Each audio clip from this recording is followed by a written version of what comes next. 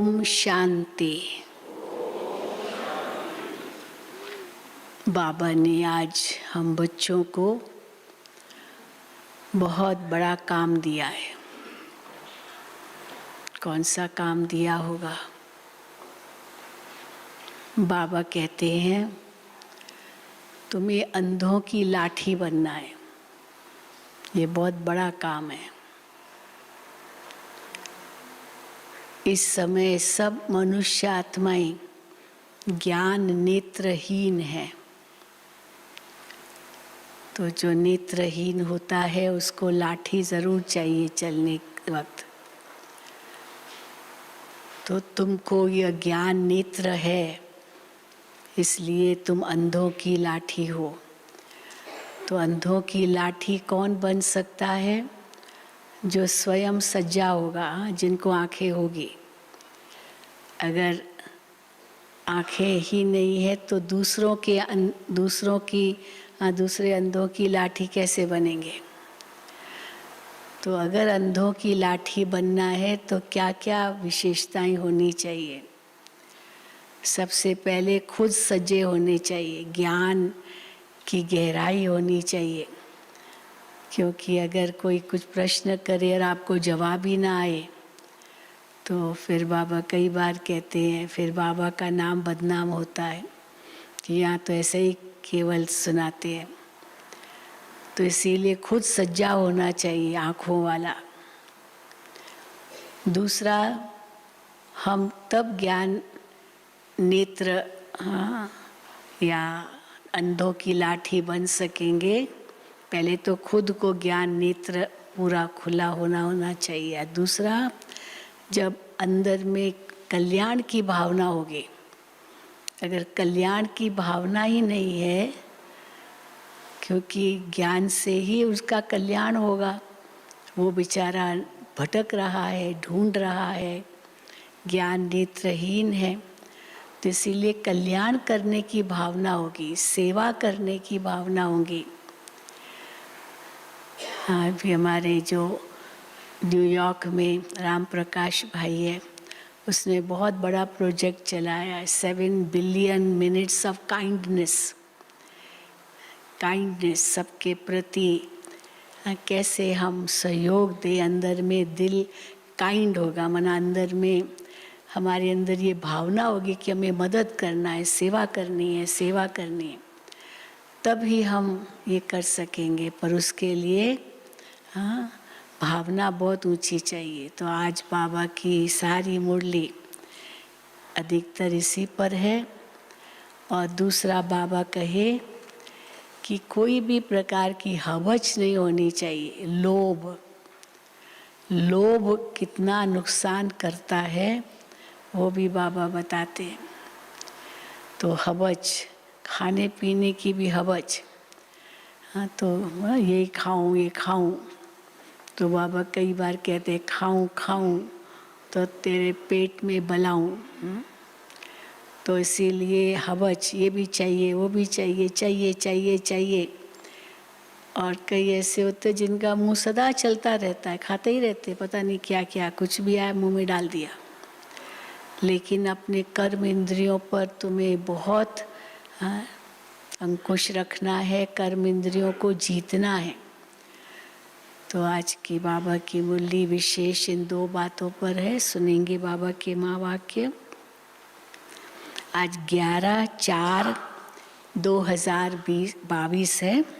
11/4/2022। मीठे बच्चे, तुम्हारी बुद्धि में सारा दिन सर्विस के ही ख्यालात चलने चाहिए।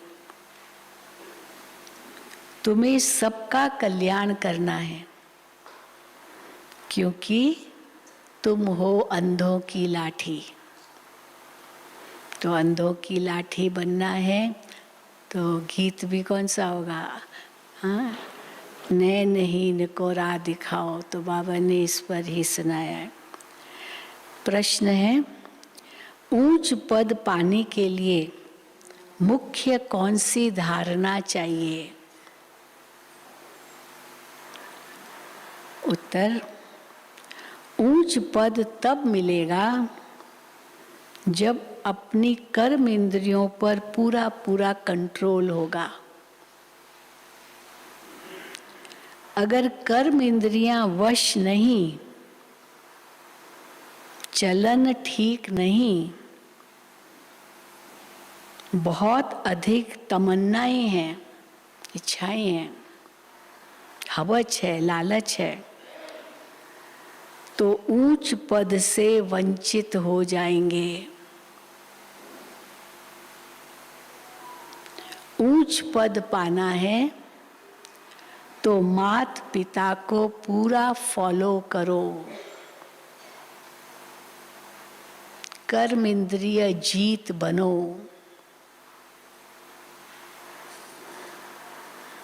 गीत है, नैनहीन को राह दिखाओ प्रभु, दर दर ठोकर खाओ। बाबा को दूसरा भी गीत याद आया मुरली के अंदर। बाबा कहते हैं ऐसे गीत एग्जीबिशन में बजाने चाहिए, तो लोग सुनेंगे कि कैसे हम सब नैनहीन हैं। तो दूसरा भी गीत है, वो भी आएगा। जो बाबा कहते हैं ऐसे ऐसे गीत बजाओ तो लोग सुने, तो उनकी आंखें खुले। ओम शांति। प्रदर्शनी के लिए ये गीत बहुत अच्छा है। नैनहीन को राह दिखाओ प्रभु। ऐसे नहीं, प्रदर्शनी में रिकॉर्ड नहीं बजाए जा सकते हैं। गीत बजाते ना हम लोग, तो ऐसे नहीं, प्रदर्शनी में रिकॉर्ड नहीं बजाए जा सकते हैं। इस पर भी तुम समझा सकते हो। हाँ, नैनहीन को राह दिखाओ, ये गीत बजे, फिर इसको इस पर समझा सकते हो, क्योंकि पुकारते तो सब हैं, परंतु ये नहीं जानते कि जाना कहाँ है। अच्छा, राह दिखाओ प्रभु, पर जाना कहाँ है? प्रभु को कहते दिखाओ, पर जाना कहाँ, यही पता नहीं। परंतु ये नहीं जानते कि जाना कहाँ है और कौन ले जाएगा। वो प्रभु कौन है जो ले जाएगा। जैसे कि ड्रामा अथवा भावी वश भक्तों को भक्ति करनी है, बस गीत भी गाने हैं, ये सब ड्रामा में नूंद है, भावी ऐसी बनी हुई है, लेकिन ज्ञान बिल्कुल नहीं, समझ नहीं है ये सब क्या अर्थ है इसका। जैसे कि ड्रामा अथवा भावी वश भक्तों को भक्ति करनी है। जब भक्ति पूरी होती है तभी तो बाप आते हैं। कितने दर दर भटकते हैं, मेले मलाखड़े लगते हैं, दिन प्रतिदिन वृद्धि को पाते जाते हैं। मेले मलाखरे, यहाँ गंगा स्नान, यहाँ वहाँ भटकते रहते हैं। मंदिर मंदिर दर दर, जैसे बाबा कहते, जाते रहते हैं। दिन प्रतिदिन वृद्धि को पाते जाते हैं। ये सब श्रद्धा से तीर्थों पर जाना, भटकना चलता ही आता है 2 युग से। बहुत समय हो जाता है तो फिर गवर्नमेंट भी स्टैंप आदि बनाती रहती है। कई भक्तों के भी स्टैंप बनाते हैं। बहुत पुराना है तो भक्त तो उनकी स्टैंप बनाते हैं। साधुओं आदि के भी स्टैंप बनाती है। बर्थडे मनाते हैं, है ना, जन्मदिन मनाते हैं, उनका बर्थडे मनाते हैं। ये सब है रावण राज्य का अथवा माया का भवका।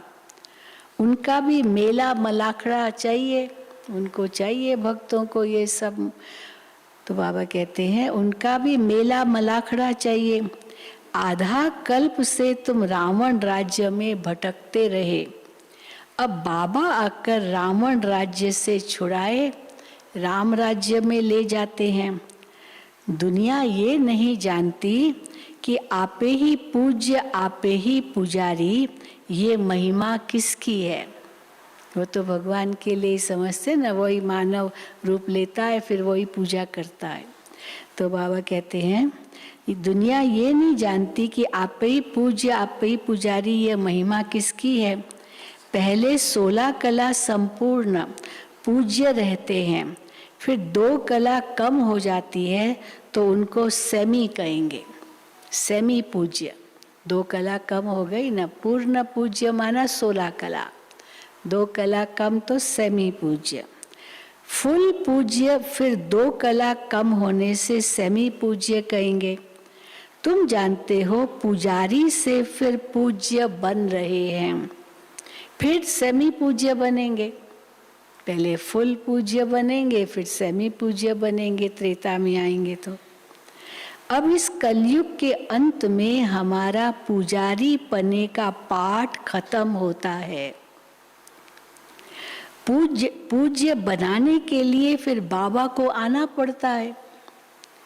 अब बाबा विश्व का मालिक बनाते हैं। विश्व तो ये भी है वो भी होगी, कौन सी स्वर्ग की दुनिया, वो भी विश्व ही है।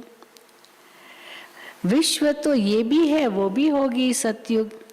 वहाँ मनुष्य बहुत थोड़े होते हैं, एक धर्म होता है। अनेक धर्म होने से ही हंगामा होता है। ताली एक हाथ से तो बज नहीं सकती, 2 होगी तो ताली बजेगी। इसलिए एक धर्म नहीं है तो इसीलिए कोई हंगामा नहीं है। अनेक धर्म होने से भी हंगामा होता है। अब बाबा आया है लायक बनाने। जितना बाबा को याद करेंगे उतना अपना भी कल्याण करेंगे। तो देखना है, पहले तो अपना कल्याण करना है बाबा की याद से। दूसरा फिर बाबा कहते देखना है कि कल्याण करने का कितना शौक रहता है, दूसरों का कल्याण करने का कितना शौक रहता है। जैसे आर्टिस्ट है, कोई आर्टिस्ट है, उनको ख्याल रहता है ना कि ऐसे ऐसे चित्र बनाएं जिससे मनुष्य अच्छी रीति समझ जाए। समझेंगे हम बेहद के बाप की सर्विस करते हैं। उस समय तो हमारे पास बहुत आर्टिस्ट थे। ज्ञान दिल्ली में जो हमारा कौन सा स्थान है, कृष्णा नगर, जहाँ आत्म प्रकाश भाई रहते थे उस समय, तो वहाँ पर बाबा ने उनको कहा था कि एक ऐसे आर्ट की डिपार्टमेंट बनाओ जहाँ आर्टिस्ट रखो और चित्र पेंट करे। उस समय ये सब जो अभी है विज्ञान के साधन उस रूप से तो नहीं था, तो इसीलिए आर्टिस्ट बाबा के पास वहाँ आत्म प्रकाश भाई के पास होते थे और चित्र बनाते थे।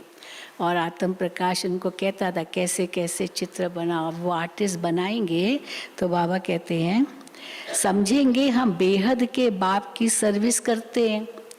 भारत को स्वर्ग बनाना है।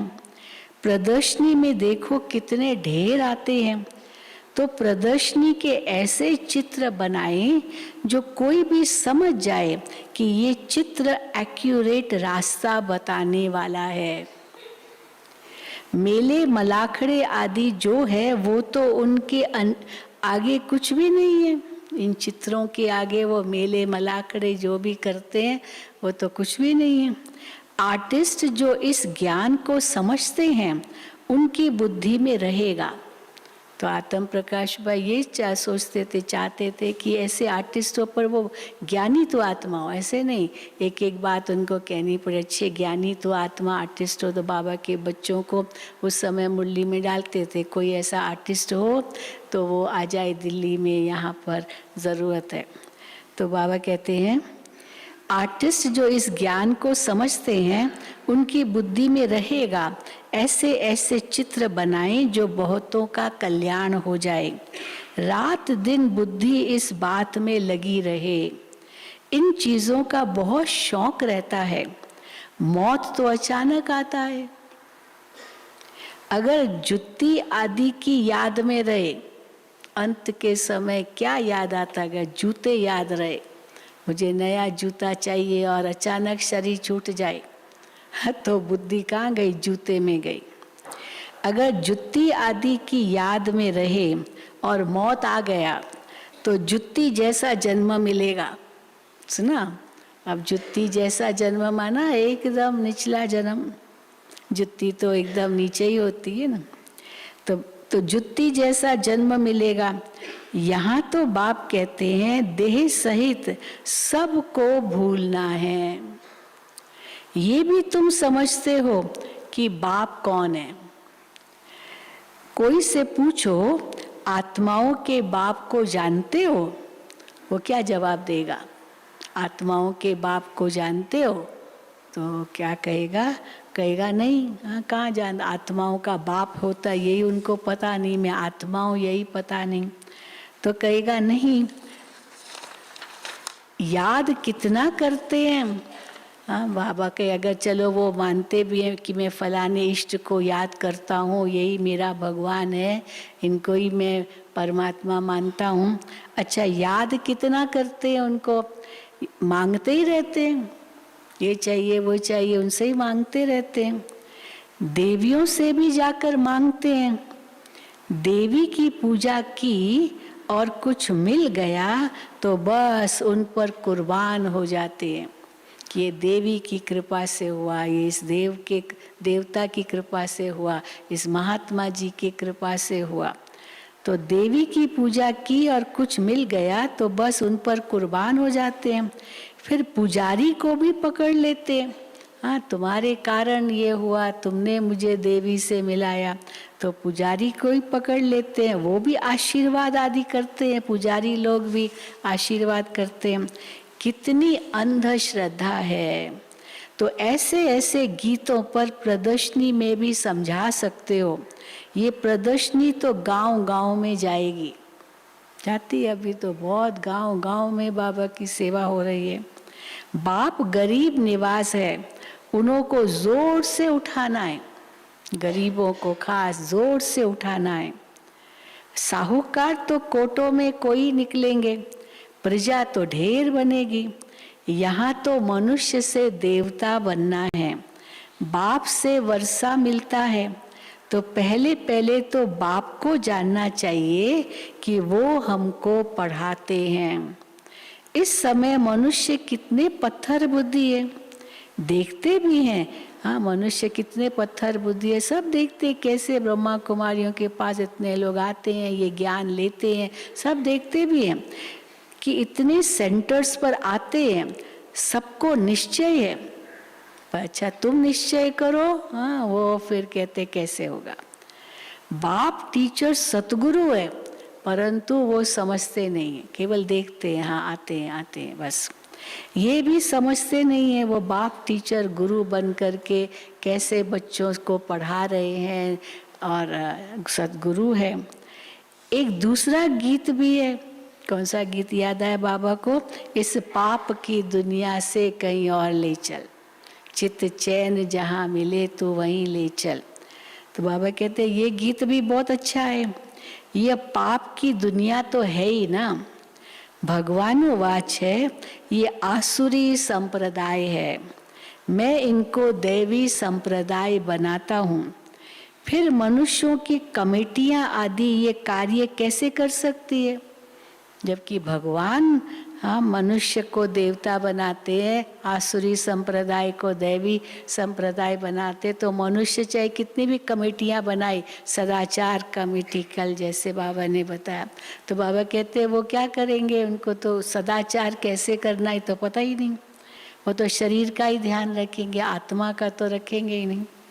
तो मैं इनको देवी संप्रदाय बनाता हूँ, फिर मनुष्यों की कमेटियां आदि ये कार्य कैसे कर सकते। यहाँ तो सारी बात ही बुद्धि की है। भगवान कहते हैं तुम पतित हो, तुमको भविष्य के लिए पावन सो देवता बनाता हूँ। इस समय सभी पतित हैं, पतित अक्षर ही विकार पर है, और क्रोध लोभ मोह पर अहंकार, इस पर इतना पतित शब्द नहीं यूज होगा।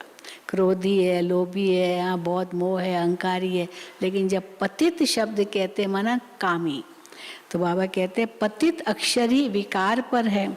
सतयुग में वाइसलेस वर्ल्ड थी, ये है विशियस वर्ल्ड। कृष्ण को 16,108 रानियां दे दी है, ये भी ड्रामा में नूंद है। कितनी ग्लानी की है देवताओं की, ये भी ड्रामा में नूंद है, ग्लानी करना। जो भी शास्त्र आदि बनाए हुए हैं उनमें ग्लानी ही कर दी है, सब देवताओं की ग्लानी। बाबा जो स्वर्ग बनाते हैं उनके लिए भी क्या क्या कहते हैं, भगवान की ग्लानि कर दी तो देवताओं की ग्लानि की, ये तो क्या बड़ी बात है। तो भगवान की भी ग्लानि कर दी। बाबा जो स्वर्ग बनाते उनके लिए भी क्या क्या कहते हैं। अभी तुम जानते हो बाबा हमको कितना ऊंच बनाते हैं, कितनी अच्छी शिक्षा देते हैं। सच्चा सच्चा सत्संग ये है, जहाँ भगवान आकर के सत्य के साथ संग कराते हैं। सच्चा सच्चा सत्संग ये है, बाकी तो सब है झूठ संग। ऐसे को फिर परम पिता परमात्मा आकर विश्व का मालिक बनाते हैं। कहाँ भटक रहे थे दर दर, और बाबा आकर के विश्व का मालिक बनाते हैं। बाप समझाते हैं, बच्चे तुमको अब अंधों की लाठी बनना है। जो खुद ही सज्जे नहीं है वो फिर औरों की लाठी क्या बनेंगे। भल करके ज्ञान का विनाश नहीं होता है। चलो थोड़ा बहुत ज्ञान है उसका विनाश नहीं होगा, लेकिन सज्जा बन करके अंधों की लाठी बनना, उसके लिए तो ज्ञान की बहुत गहराई चाहिए ना। तो बाबा कहते हैं भल करके ज्ञान का विनाश नहीं होता। एक बार भी माँ बाप कहा तो कुछ न कुछ मिलना चाहिए, परंतु नंबरवार पद तो है ना। चलन से भी कुछ मालूम पड़ जाता है, ये क्या पद पाएगा, उसकी चलन से भी पता चल जाएगा। फिर भी पुरुषार्थ कराया जाता है। ऐसे नहीं कि जो मिला सो ठीक, कोई बात नहीं, मेरा ड्रामा में इतना ही पार्ट है, जो मिला सो ठीक नहीं। पुरुषार्थ से ही ऊंच प्रारब्ध मिलती है। बिगर पुरुषार्थ तो पानी भी मिल न सके। जब आप लेटे कोई पानी दे दे, पानी दे दे, चलो कोई पानी दे भी दिया किसी ने, अब पीना तो आपको है, चलो वो आपके मुख में भी डाल दे, लेकिन आपको जो अंदर लेना वो तो आपको ही करना पड़ेगा ना, वो थोड़ी कोई दूसरा करेगा। तो पुरुषार्थ के बिना तो पानी भी नहीं मिलता है। तो बाबा कहते हैं बिगर पुरुषार्थ तो पानी भी न मिले। इसको कर्म क्षेत्र कहा जाता है। ये सृष्टि कर्म क्षेत्र है, यहाँ कर्म बिगर मनुष्य रह न सके। श्वास ले रहे ये भी तो कर्म है ना, तो कर्म बिना तो रह नहीं सकते। कर्म संन्यास अक्षर ही रॉन्ग है। वो किसको कर्म संन्यास समझते हैं? सन्यासी खाना नहीं पकाते। यहाँ पर हम गए थे माउंट आबू में, पहले बहुत राखी बांधते थे, कई ऐसे गुफाएं हैं, कंदराएं हैं, वहाँ बैठते हैं। तो हम एक साधु के पास गए थे, तो राखी तो बांधी तो हमने कहा आप कहते हो हम कर्म सन्यासी है, तो कर्म बिना तो रह नहीं सकते। बाबा की मुरली में पढ़ा तो कहता है बहन जी हम खाना नहीं पकाते इसलिए कर्म सन्यासी। हमको जो हमारे जो सेवक है या जो भक्त है वो दे के जाते हैं, बस हम वही खाते। इंद्रियों पर जीत है हमारी, इसीलिए हम कर्म सन्यासी अपने को कहते हैं। पर बाबा कहते हैं कर्म सन्यास अक्षर ही रॉन्ग है। श्वास लेना भी कर्म है, उठना बैठना चलना फिरना खाना पीना ये कर्म ही तो ना। कोई भी क्रिया एक कर्म तो है, तो कर्म सन्यास कैसे कहेंगे? क्रियाएं थोड़ी छोड़ रहे हैं। तो बाबा कहते हैं कर्म सन्यास अक्षर ही रॉन्ग है। बहुत हठ कभी करते हैं, हठ योग। पानी पर आग पर चलना सीखते हैं, परंतु फायदा क्या मिला? मुफ्त आयु गंवाते हैं। भक्ति की जाती है रावण के दुख से छूटने के लिए, छूटकर फिर वापस जाना है, इसलिए सब याद करते हैं। हम मुक्ति धाम में जाएं अथवा सुख धाम में जाएं, दोनों ही पास्ट हो गए हैं। मुक्ति से हम आए, अभी तो नहीं जा सकते, पर आए तो वहीं से ना, पास्ट हो गया। और सुख में भी हम गए हैं, सुखधाम में, तो वही पास्ट हो गया है। दोनों ही पास्ट हो गए हैं। भारत सुखधाम था, अब नर्क है तो नर्कवासी कहेंगे हम। अभी तो स्वर्ग नहीं है, अभी सब नर्कवासी है। तुम खुद कहते हो, बाबा कहते ये बताओ कि तुम खुद कहते हो फलाना स्वर्गवासी हुआ। अच्छा, इसका मतलब तुम तो नरक में हो ना।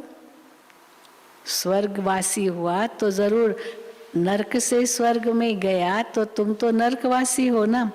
हेवन के अगेंस्ट हेल है स्वर्ग और नरक, हेवन के अगेंस्ट हेल है, बाकी वो तो है शांति धाम।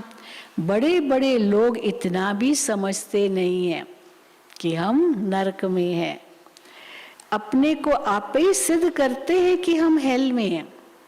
कोई शरीर छोड़ा कहेंगे लेफ्ट फॉर हेवनली अबोर्ड, माना स्वर्गवासी हुआ, खुद ही कहते हैं, इसका मतलब वो नरक में है, खुद ही सिद्ध करते हैं हम नरक में हैं। तो बड़ी युक्ति से सिद्ध कर बताना है कि कैसे सब नरक में हैं। ये प्रदर्शनी तो बहुत काम कर दिखाएगी। इस समय मनुष्य कितने पाप करते हैं, स्वर्ग में तो ऐसी बातें होती नहीं। कोई कहे मैं तो स्वर्ग में हूँ, लेकिन कितने पाप कर्म हो रहे हैं, तो स्वर्ग में कैसे होंगे? वहां तो पाप कर्म होते ही नहीं, वहां तो प्रारब्ध है। तुम फिर से अब स्वर्ग में चलते हो। तुम कहेंगे अनेक बार इस विश्व के मालिक हम बने हैं, नशा है, अनेक बार हम विश्व के मालिक बने हैं, फिर अब बन रहे हैं। दुनिया में किसको भी ये पता नहीं है, पता होगा क्या कि हम अनेक बार विश्व के मालिक बने। तुम्हारे में भी कोई समझते हैं, इस खेल से तो कोई छूट नहीं सकता। मोक्ष भी मनुष्य तब चाहते हैं, क्यों मोक्ष चाहते हैं? तब चाहते हैं जब दुखी होते हैं। अगर सुखी है तो थोड़ी मोक्ष चाहेगा, मरना भी नहीं चाहता। जब दुखी होते तब कहते मोक्ष मिल जाए। बाबा तो कहते हैं अच्छी रीति पुरुषार्थ करो, माँ बाप को फॉलो करो तो अच्छा पद पा लो। हाँ, माँ बाप ने कैसे पुरुषार्थ करके ऊंच पद पाया, तुम भी फॉलो करो और ऊंच पद पा लो। अपनी चलन को सुधारो।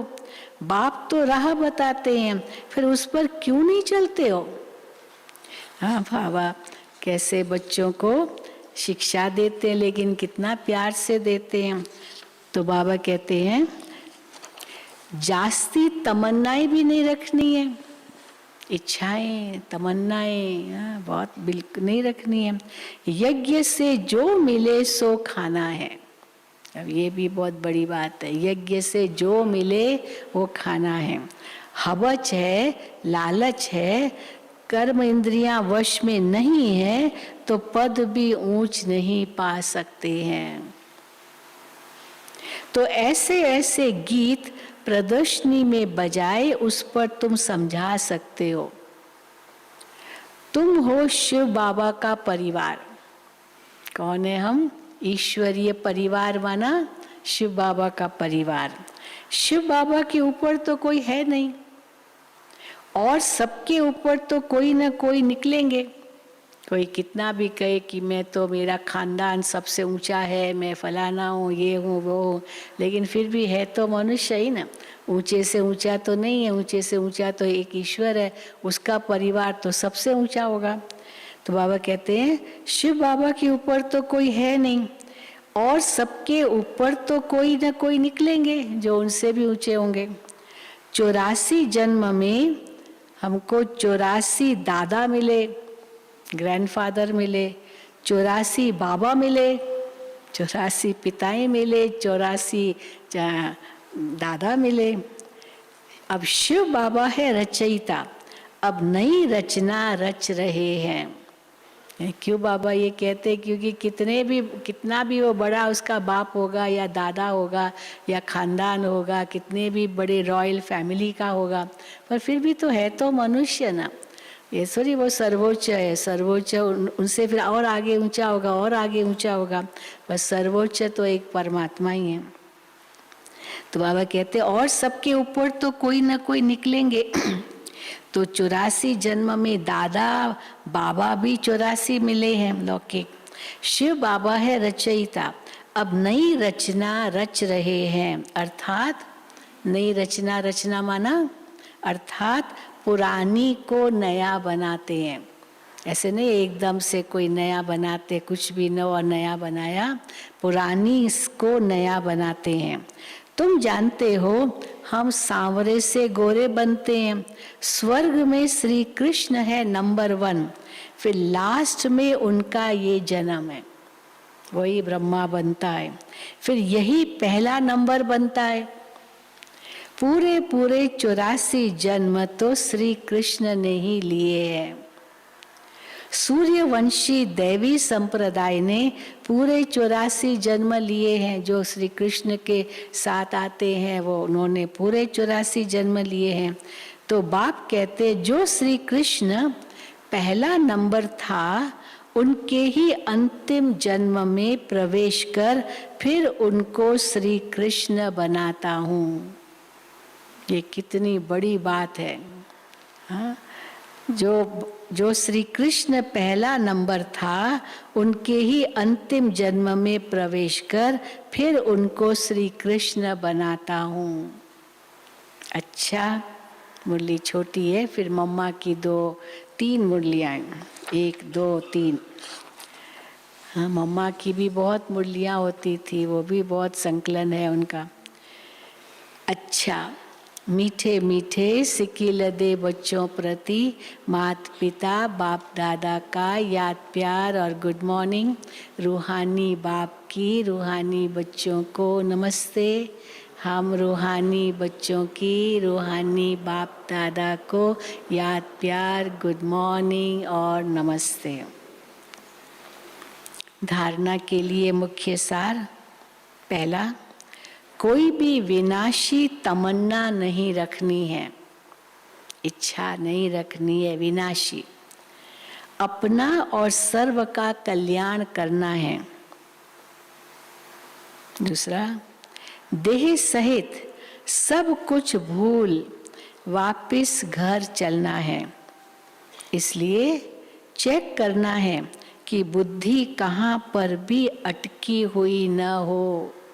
जूते में भी नहीं तो जूते जैसा जन्म मिलेगा। तो बुद्धि कहाँ पर भी अटकी हुई न हो। वरदान, नेचुरल अटेंशन, स्वाभाविक ध्यान। कैसे ध्यान रहे स्वाभाविक। तो नेचुरल अटेंशन को अपनी नेचर बनाने वाले स्मृति स्वरूप भव। नेचुरल अटेंशन को अपनी नेचर यानी आदत बनाने वाले स्मृति स्वरूप भव। सेना में जो सैनिक होते हैं वो कभी भी अलबेले नहीं रहते हैं, सदा अटेंशन में अलर्ट रहते हैं। हमने तो देखा, हम कश्मीर गए थे, वहाँ पर आर्मी क्वार्टर्स में हमने भाषण किया, तो वो बता रहे थे कि हम लोग बॉर्डर पर है, इतना अलर्ट रहना पड़ता है कि रात को सोते हैं मान लो तो भी यूनिफॉर्म में ही सोना होता है। केवल यूनिफॉर्म नहीं, जूते पहन के ही सोना होता है, क्योंकि उस समय टाइम नहीं मिलेगा कि हम उठें और बदले कपड़े और जूते पहने।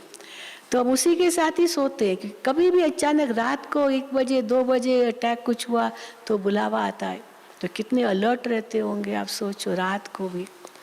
तो बाबा कहते हैं सेना में जो सैनिक होते हैं वो कभी भी अलबेले नहीं रहते, सदा अटेंशन में अलर्ट रहते हैं।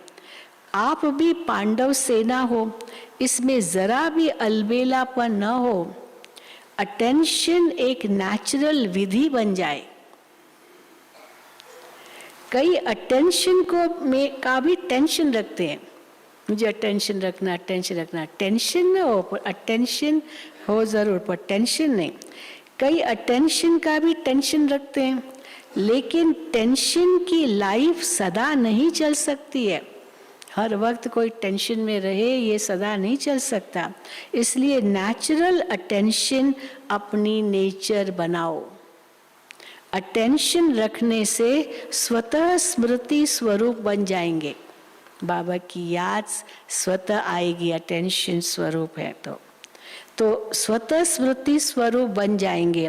विस्मृति की आदत छूट जाएगी।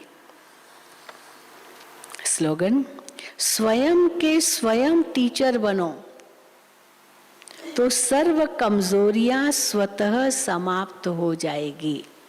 स्वयं के स्वयं टीचर बनो तो सर्व कमजोरियां स्वतः समाप्त हो जाएगी। अब मातेश्वरी जी की 3 मुरलियां हैं। पहली मुरली का शीर्षक है याद का तैलक संबंध ज्ञान से है। याद का तैलक ज्ञान से है। ज्ञान के बिना याद यथार्थ नहीं रह सकती। पहले मनुष्य को अपना सुखी जीवन बनाने के लिए कौन सी मुख्य पॉइंट बुद्धि में रखनी है? जीवन सुखी बनाना है तो पहले तो ये मुख्य बात समझनी है कि जिस परमात्मा बाप की हम संतान हैं, मम्मा कहती है जिस परमात्मा बाप की हम संतान हैं, उस बाप की याद में हर समय श्वासों श्वास उपस्थित रहें, उस अभ्यास में रहने की पूर्ण रीति से कोशिश करनी है। ये पहली कोशिश। अब श्वासोश्वास का मतलब है लगातार बुद्धि योग लगा रहे, जिसको निरंतर योग अटूट अजपा जाप याद कहा जाता है। ये कोई मुख से जपने वाली याद नहीं है और न कोई मूर्ति सामने रख उसका ध्यान करना है। आंखों के सामने मूर्ति हो, हाथ में माला हो और मुख पर मंत्र हो, पर मन तो कहाँ कहाँ भटक रहा है। तो चाहे कुछ भी रखो, पर ये मन की बात है, न कि माला या मंत्र मुख पर या मूर्ति। तो मम्मा कहती है ये कोई मुख से जपने वाली याद नहीं है और न कोई मूर्ति सामने रख उसका ध्यान करना है, परंतु ये बुद्धि योग द्वारा याद रखनी है।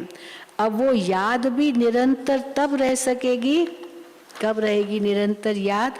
जब परमात्मा का पूरा परिचय हो, तब ही ध्यान पूर्ण लग सकेगा। परंतु परमात्मा तो गीता में साफ कहते हैं, न मैं ध्यान से न जप से मिलता हूँ और न मेरी सूरत को सामने रख उनका ध्यान करना है, परंतु ज्ञान योग द्वारा परमात्मा को पाना है। मैं अपनी पहचान खुद ही देता हूँ, ये गीता के एक शब्द है। तो मम्मा कहती न मेरी सूरत को सामने रख उनको ध्यान करना है, परमात्मा कहते हैं, परंतु ज्ञान योग द्वारा परमात्मा को पाना है। इसलिए पहले चाहिए ज्ञान। ज्ञान बिगर याद कायम नहीं रह सकती है। कितना भी मंत्र जाप कर लो, कितना भी माला फेर लो, कितनी भी मूर्तियां सामने रखो, पर ज्ञान बिगर याद कायम रह नहीं सकेगी। याद का तैलक है ही ज्ञान से। अब ज्ञान से चाहे मन से कल्पना करे व बैठकर दर्शन करे, अगर उस देखी हुई चीज का ही पहले ज्ञान होगा तभी योग और ध्यान ठीक लग सकता है। हाँ, कर देखा होगा तभी तो उसको याद कर सकेंगे, तभी योग और ध्यान ठीक लग सकता है। इसलिए परमात्मा कहते हैं मैं कौन हूँ, मेरे साथ कैसे योग लगाना है, उसका भी ज्ञान चाहिए। ज्ञान के लिए फिर पहले संग चाहिए। ज्ञान भी कहाँ से मिलेगा? जिनको ज्ञान है उनका संग करेंगे। ज्ञान से पहले भी संग चाहिए। अब ये सब ज्ञान की पॉइंट्स बुद्धि में रखनी है, तब ही योग ठीक लग सकता है। दूसरी मुरली है सृष्टि की आदि कैसे होगी? सृष्टि की आदि कैसे होगी, शुरुआत कैसे होगी? मनुष्य पूछते हैं कि परमात्मा ने सृष्टि कैसे रची, आदि में कौन सा मनुष्य रचा? अब उसका नाम रूप समझना चाहिए ना। अब उस पर उन्हों को समझाया जाता है परमात्मा ने सृष्टि की आदि ब्रह्मा तन से की है। पहला आदमी ब्रह्मा रचा है, इसलिए उनको एडम कहते, आदम। ब्रह्मा आदम माना पहला आदमी। तो मम्मा कहती है तो परमात्मा ने सृष्टि की आदि ब्रह्मा तन से की है, पहला आदमी ब्रह्मा रचा है। तो जिस परमात्मा ने सृष्टि की आदि की है तो अवश्य परमात्मा ने भी इस सृष्टि में अपना पार्ट बजाया है। ब्रह्मा से आदि की सृष्टि की, परंतु उसमें भी अपन खुद भी तो पार्ट बजाया होगा परमात्मा ने, तो अवश्य परमात्मा ने भी इस सृष्टि में अपना पार्ट बजाया है। अब परमात्मा ने कैसे पार्ट बजाया? मम्मा मुरली सुना दे, बड़ा लॉजिकल, एक का दूसरे से संबंध, फिर दूसरे का तीसरे से, तो उनसे कनेक्टेड। तो मम्मा कहती अब परमात्मा ने कैसे पार्ट बजाया? पहले तो परमात्मा ने सृष्टि को रचा, उसमें भी पहले ब्रह्मा को रचा, तो गोया पहले ब्रह्मा की आत्मा पवित्र हुई, वही जाकर श्री कृष्ण बनी। उसी तन द्वारा फिर देवी देवताओं के सृष्टि की स्थापना की। तो देवी सृष्टि की रचना ब्रह्मा तन द्वारा कराई, तो देवी देवताओं का आदि पिता ठहरा ब्रह्मा। ब्राह्मणों का भी, देवताओं का भी, क्षत्रियों का भी, तो आदि पिता तो ब्रह्मा ही ठहरा। तो देवी देवताओं का आदि पिता ठहरा ब्रह्मा। ब्रह्मा सो श्री कृष्ण बनता है, वही श्री कृष्ण का फिर अंत का जन्म ब्रह्मा है।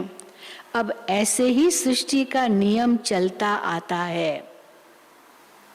अब वही आत्मा सुख का पाठ पूरा कर दुख के पाठ में आती है, तो रजो तमो अवस्था पास कर फिर शूद्र से ब्राह्मण बनती है।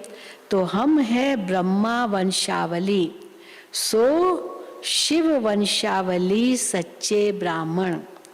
अब ब्रह्मावंशी उसको कहते हैं, किसको ब्रह्मावंशी कहेंगे? जो ब्रह्मा के द्वारा अविनाशी ज्ञान लेकर पवित्र बनते हैं। ये मम्मा की दूसरी मुरली। अब तीसरी मुरली। ओम शब्द का यथार्थ अर्थ, कई लोग हैं ना केवल ओम ओम ओम ओम ओम परमात्मा को कह देते हैं, पर ओम शब्द का यथार्थ अर्थ क्या है? जब हम ओम शांति शब्द कहते हैं तो पहले पहले ओम शब्द के अर्थ को पूर्ण रीति से समझना है। अगर कोई से पूछा जाए ओम का अर्थ क्या है, तो वो लोग ओम का अर्थ बहुत ही लंबा चौड़ा सुनाते हैं। ओम का अर्थ ओंकार, बड़े आवाज से सुनाते हैं। ओम शब्द में 3 अक्षर है, अ, उ और म, चांद।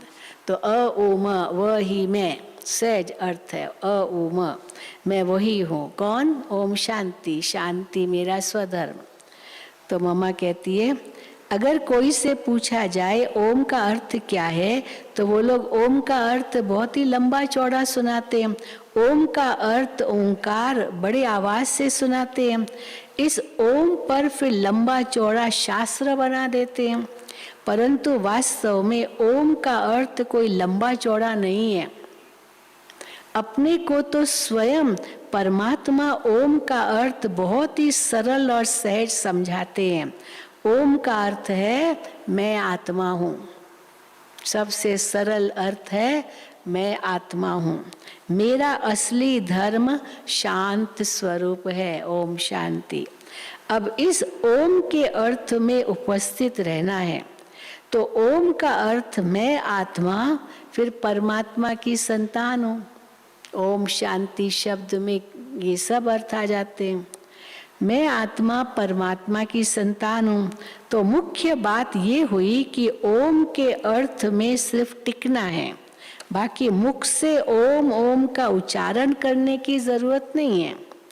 ये तो बुद्धि में निश्चय रखकर चलना है। ओम का जो अर्थ है उस स्वरूप में स्थित रहना है।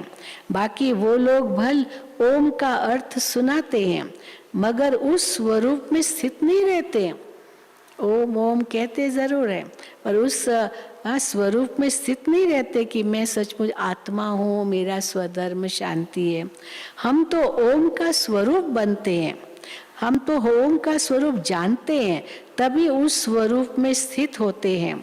हम ये भी जानते हैं कि परमात्मा बीज रूप है, और उस बीज रूप परमात्मा ने इस सारे झाड़ को कैसे रचा हुआ है, उनकी सारी नॉलेज हमें अभी मिल रही है। सारी मुरली ओम पर। अच्छा, ओम शांति, ओम शांति, ओम शांति। आज हमारे बीच बहुत भाई बहनें आई हैं मरठ पल्ली